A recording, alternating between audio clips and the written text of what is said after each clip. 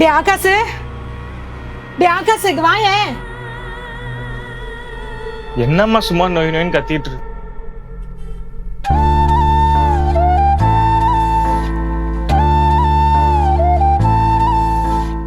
திவ்யா, நீ வருவேன் நான் நினைச்சு கூட பார்க்கல. ரொம்ப சந்தோஷப்படாதீங்க. நீங்க நினைக்கிற மாதிரி நான் ஒன்றும் உங்க கூட குடும்பம் நடத்த வரல. டிவோர்ஸ்க்காக தான் வந்திருக்கேன்.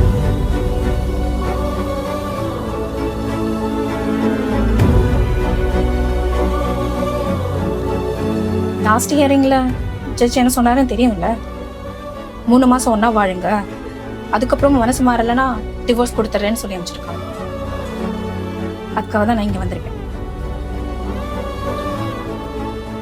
இந்த ரூம் நான் எடுத்துக்கிறேன். இதோட வாடகையும் நான் கொடுத்துருவேன்.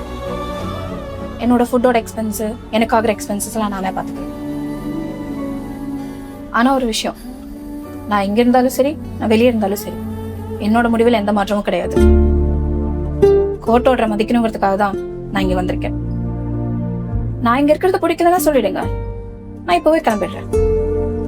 ஆனால் ஒன்று, நீங்களே வந்து கோர்ட்டில் சொல்லணும், அவள் இங்கே இருக்கிறது பிடிக்கல, நாங்கள் டிவோர்ஸ் கொடுத்துடுறோம். நான் இப்ப இருக்கட்டுமா இல்ல போட்டுமா? பயப்படாதீங்க.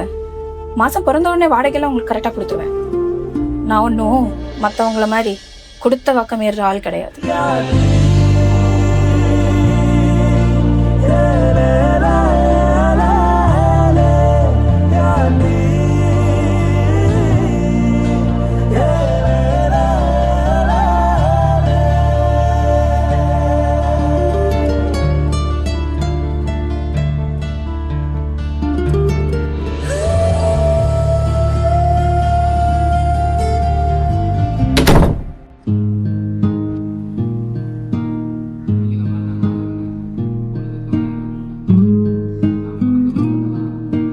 பாத்தியாடா உன் மொண்டாட்டிய?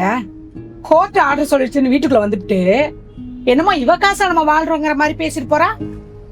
இதுல வேற வாடகை கொடுத்துறாளா, சாப்பாடு கொடுத்துறாளாம். அம்மா கொஞ்சம் அமைதியா இருமா. அவ வந்ததே எனக்கு சந்தோஷம் தான்மா. என்னடா பேசுற? இன்னும் 3 மாசத்துல உன்னை கோர்ட்டுக்கு இழுத்துட்டு போய் டைவர்ஸ் பேப்பர்ல கையெழுத்து வாங்குறேன்னு சவால் விட்டு உள்ளார போயிருக்கா. இது உனக்கு சந்தோஷமா இருக்கா?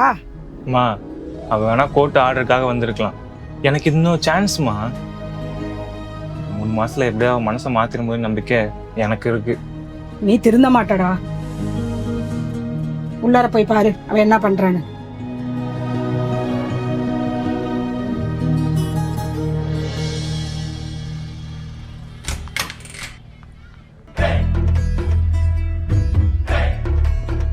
நான் தான் சொன்னேன்ல, என்னை டிஸ்டர்ப் பண்ணக்கூடாதுன்னு.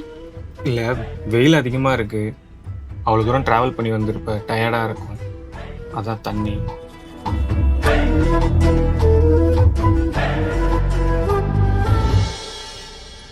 நீ இந்த வீட்டுக்கு வந்து எனக்கு எவ்வளவு சந்தோஷமா இருக்கு தெரியுமா? நீ சொன்ன கண்டிஷன் எல்லாமே எனக்கு ஓகே தான். ஆனா இந்த 3 மாசத்துக்கு அப்புறம் நம்ம பழையபடி. என்ன சொல்ல ட்ரை பண்ற ஆகாஷ்? நான் இங்க வந்தது ஜட்ஜ் சொன்னாரேன்னு ஒரே ஒரு காரணத்துக்காக மட்டும்தான். 3 மாசம் முடிஞ்சதுன்னா உங்க மூஞ்சிலே முழிக்க கூடாதுன்னு இருக்கேன். ஸோ பழைய கதையெல்லாம் பேசி டைம் வேஸ்ட் பண்ணாதீங்க. உனக்கு பசிச்சுன்னா வெளியே சாப்பாடு இருக்கு, இந்த சாப்பாடு.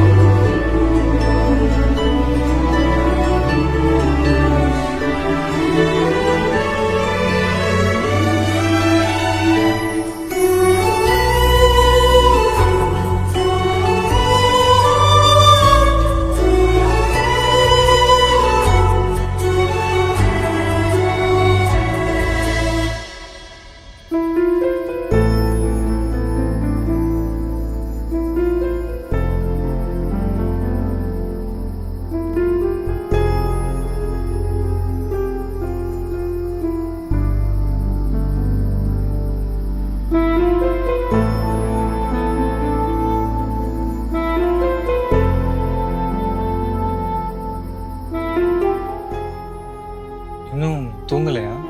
தூக்கம் வரல. நீங்க ஏன் இங்க தூங்காம இங்க வந்திருக்கீங்க?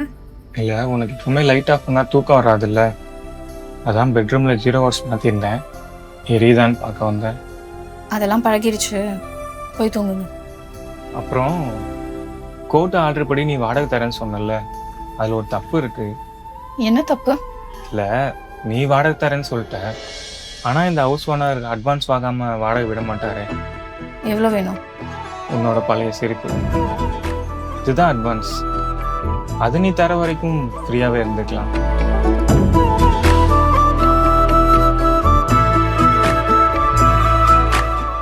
உங்ககிட்ட பேசி ஜெயிக்க முடியாது, நீங்க போய் தூங்குங்க.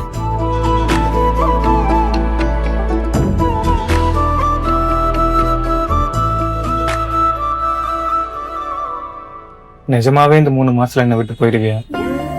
நம்ம லவ்ல எங்க தப்புன்னு நினைச்சு எனக்கு இப்ப வரைக்கும் புரியல.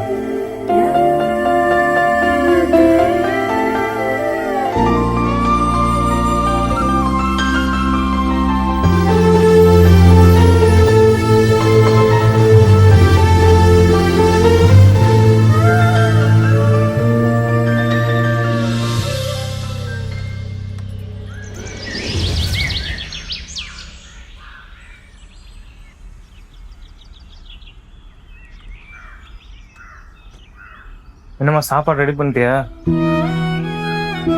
அம்மா, என்னம்மா காலையிலே பொடிய வச்சிருக்க? நான் தான் சாப்பிட மாட்டேன்ல, சாம்பார் தானே சாப்பிடுவேன். என்னால இன்னைக்கு உடம்பு முடியலடா. இன்னைக்கு ஒரு நாளைக்கு அட்ஜஸ்ட் பண்ணி சாப்பிடு. சரி, அவளுக்கு தான் வச்சிருக்கியா? டேய், உனக்கு மட்டும் தாண்டா தோசை ஊற்றிருக்கேன். அவளுக்கு எதுக்குடா நான் தோசை ஊற்றி தரணும்? அவன் என்ன இந்த வீட்டுக்கு மருமகளா வந்திருக்கா? இந்த வீட்டுக்கு குடியிருக்கதான் வந்திருக்கா. எந்த ஊர்லடா வீட்டில் குடியிருக்கவங்களுக்கு வீட்டுக்காரங்க சமைச்சு போடுவாங்க? அம்மா, சத்தமா பேசாம கேட்டுற போகுது. கேட்டா மட்டும் என்ன ஆயிட போகுது? அவ இந்த வீட்டுல வாடகைக்கு இருக்கவடா, நான் ஹவுஸ் ஓனர்டா.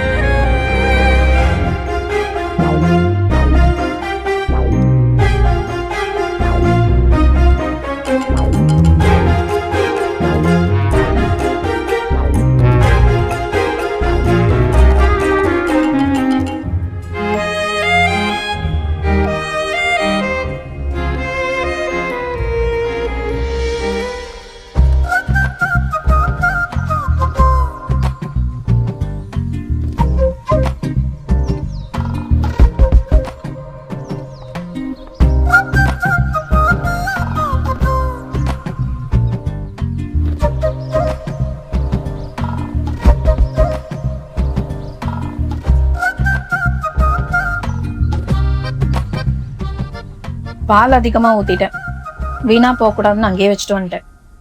உங்களுக்கு வேணா ஊத்தி குடிச்சுக்கோங்க, ஆனா உங்களுக்கு போட்டது மனசு நினைச்சிட்டாங்க.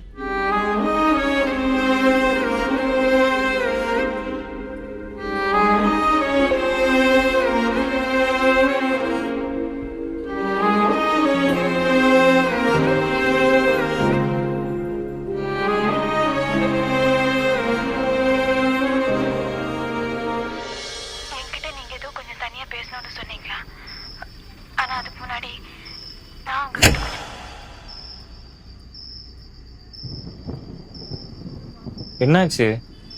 ஆண்டி எங்க? கோயில் போயிருக்காங்க, வந்துருவாங்க. கரண்ட் எப்போ வரும்னு தெரியுமா? கரண்ட் வந்துடும். சாரி, இது கரண்ட் இன்னும் கொஞ்ச நேரத்தில் வந்துடும்.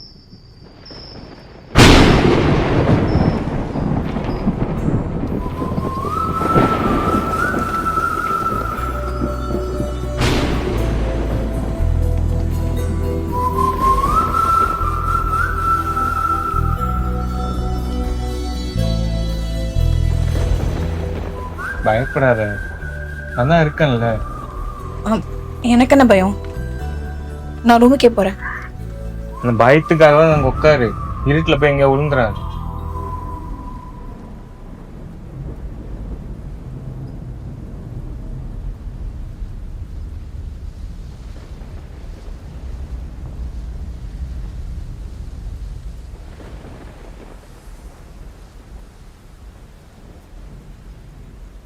ஞாபகம் இருக்கா 3 வருஷத்துக்கு முன்னாடி நம்ம லவ் பண்ணிட்டு இருந்தப்போ இதே மாதிரி மலையில பைக்கில் நினைஞ்சுக்கிட்டே தேட்டர் போனோம்.